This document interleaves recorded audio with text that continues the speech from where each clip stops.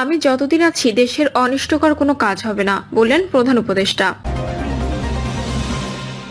প্রধান উপদেষ্টাকে মানসিক টর্চার করা হচ্ছে, বলেন সৈয়দ রেজাউল করিম।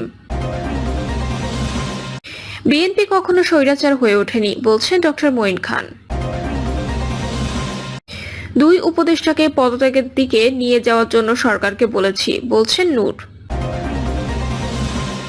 এবং সর্বশেষ জানাবো, দেশে বিদেশে নাসা গ্রুপের জালিয়াতি পাচারের 620 কোটি টাকার সম্পদ সরকারের কবজায়। শুনছিলেন সংবাদ শিরোনাম, এবারে বিস্তারিত। দুই উপদেষ্টাকে পদত্যাগের দিকে নিয়ে যাওয়ার জন্য সরকারকে বলেছি, বলছেন নূর। ছাত্র প্রতিনিধি দুই উপদেষ্টাকে অপসারণ করা বা তাদেরকে বুঝিয়ে পদত্যাগের দিকে যাওয়ার জন্য সরকারকে বলেছেন বলে জানিয়েছেন গণ অধিকার পরিষদের সভাপতি নুরুল হক নূর।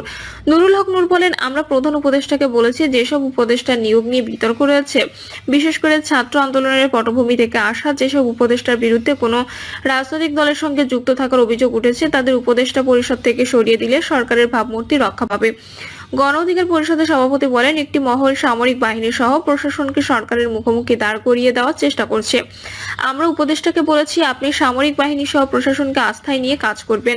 রাজনৈতিক দলগুলোর সঙ্গে সরকারের দূরত্ব প্রসঙ্গে তিনি বলেন, প্রধান উপদেষ্টা এই বিষয়ে হতাশা প্রকাশ করেছেন এবং আগামীতে রাজনৈতিক দলগুলোর সঙ্গে ঘন ঘন বৈঠকের আশ্বাস দিয়েছেন। করিডোর ইস্যু নিয়ে গণ অধিকার পরিষদের পক্ষ থেকে সরকারকে বর্তমানে কোনো সিদ্ধান্ত না দেওয়ার আহ্বান জানানো হয়েছে বলে জানান নূর। তিনি বলেন, রাজনৈতিক দলগুলো নির্বাচন প্রধান উপদেষ্টাকে মানসিক টর্চার করা হচ্ছে, বলেন সৈয়দ রেজাউল করিম।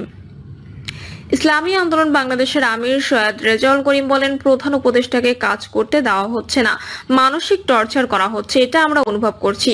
সৈয়দ রেজাউল করিম বলেন, আমরা তাকে বলেছি জিতলে একসঙ্গে, হারলেও একসঙ্গে, মাঝখানে রণভঙ্গ দেওয়ার চিন্তা বাদ দিতে বলেছি। তিনি আরো বলেন, ইসলামী আন্দোলনের পক্ষ থেকে জাতীয় নির্বাচনের আগে, স্থানীয় নির্বাচন ও ভোটের আগে প্রয়োজনীয় সংস্কার ও বিচারের দাবি জানানো হয়। বিএনপি কখনো স্বৈরাচার হয়ে ওঠেনি, বলছেন ডক্টর মঈন খান। বিএনপির স্থায়ী কমিটির সদস্য ডক্টর মঈন খান বলেছেন, দেশের মধ্যে অনেকে শঙ্কিত বিএনপি ক্ষমতায় এসে আওয়ামী লীগের মতো হয়ে যাবে কিনা, স্বৈরাচার হয়ে ওঠে কিনা। এই ধারণা সম্পূর্ণ ভুল। বিএনপি কয়েকবার রাষ্ট্র পরিচালনা করেছে, কিন্তু কখনো স্বৈরাচার হয়ে ওঠেনি। যারা এসব কথা বলেন তারাই দেশকে লুটপাটের রাজ্য বানিয়েছিল। ডক্টর মঈন খান বলেন, নেতা হতে গেলে রাজনৈতিক দায়বদ্ধতা থাকা জরুরি। অনেককে বলতে শোনা যায় বিএনপি ক্ষমতায় গেলে স্বৈরাচার হয়ে উঠবে, এমন কথায় আমি হতবাক হই। বিএনপি সরকার হিসেবে দীর্ঘদিন দেশ পরিচালনা করেছে, ভুল ত্রুটি ছিল, কিন্তু বিএনপি কখনো স্বৈরাচারী ভূমিকা অবতীর্ণ হয়নি। বিএনপি দেশ পরিচালনার দায়িত্ব পেলে স্বৈরাচারী হয়ে উঠবে না, জনগণের কল্যাণে কাজ করবে। বিএনপি 15 বছর দেশ পরিচালনাকালে বিরোধী দল মদ দমনে কোনো গায়েবী মামলা দেয়নি, আইন শৃঙ্খলা রক্ষাকারী বাহিনীকে ব্যবহার করেনি। বিএনপি স্বৈরাচার হয়ে উঠবে বলে এমন তথ্য নেগেটিভ দাঁড় করাবেন না। বিএনপি চেয়ারপারসনের বিরুদ্ধে 36টি মামলা দেওয়া হয়েছে। মহাসচিবের বিরুদ্ধে গত 15 বছরে 105টি মিথ্যা মামলা দিয়েছে। বিএনপি ক্ষমতাকালে হাসিনা বা আওয়ামী লীগের সাধারণ সম্পাদকের নামে একটি মামলা দিয়েছে, এমন ঘটনা ঘটেনি। এবি পার্টির সাধারণ সম্পাদক ব্যারিস্টার আসাদুজ্জামান ফুয়াদ বলেন, আমিত্বের যে কালচার, এটা থেকে বের হয়ে আসতে হবে। পূর্বের ফ্যাসিবাদ সরকারকে বলতে শুনতাম, আমি মোবাইল দিয়েছি, আমি ইন্টারনেট দিয়েছি, আমি পদ্মা সেতু করেছি। প্রকৃত লিডাররা আমি বলবে না, বলবে আমার সরকার এসব করেছে। কেন আমাদের প্রকৃত লিডারশিপ তৈরি হচ্ছে না? এর জন্য দলগুলোর পাশাপাশি পরিবারও দায়ী। আমাদের পরিবার আমাদের রাজনীতির বাইরে রেখে ঘরোয়া টিকটিকি বানায় রাখছে। পরিবার, স্কুল, কলেজ, বিশ্ববিদ্যালয় থেকে লিডারশিপ তৈরি করতে হবে, চ্যালেঞ্জ নেওয়া শিখতে হবে জীবনের প্রতিটা স্তরে। এনডিএম চেয়ারম্যান ববি হাজ্জাজ বলেন, পতিত হাসিনাকে নিয়ে আলোচনা করার প্রয়োজন নেই। আমি এটা করেছি, ওটা করেছি, সেদিন আর আসবে না। শহীদ প্রেসিডেন্ট জিয়াউর রহমান একটা সমৃদ্ধ বাংলাদেশের স্বপ্ন দেখেছিলেন। সে পরম্পরায় বেগম খালেদা জিয়ার স্যাক্রিফাইসের কারণে জনগণ তাকে আপসীর নেত্রী উপাধি দিয়েছে। জুলাই আন্দোলনে তারেক রহমানের অবদান অনস্বীকার্য। তিনি আন্দোলনে ওতপ্রোতভাবে জড়িত ছিলেন। আমি যতদিন আছি দেশের অনিষ্টকর কোনো কাজ হবে না, বললেন প্রধান উপদেষ্টা।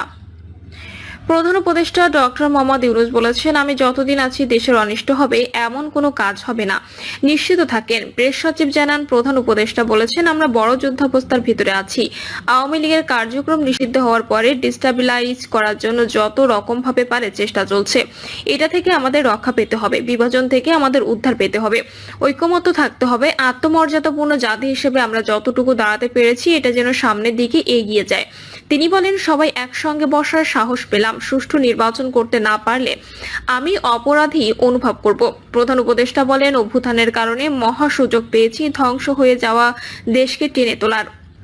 আওয়ামী লীগ নিষিদ্ধ করার সঙ্গে সঙ্গে আরেকটা যুদ্ধ পরিস্থিতি তৈরি হয়েছে দেশের বাইরে ও ভেতরে, যাতে আমরা এগোতে না পারি, যাতে সবকিছু কলাপস হয়ে যায়, যাতে গোলামি ফেরত যায়। তিনি বলেন, আমি যতদিন আছি দেশের কোনো অনিষ্ট হবে এমন কোনো কাজ হবে না, নিশ্চিত থাকেন।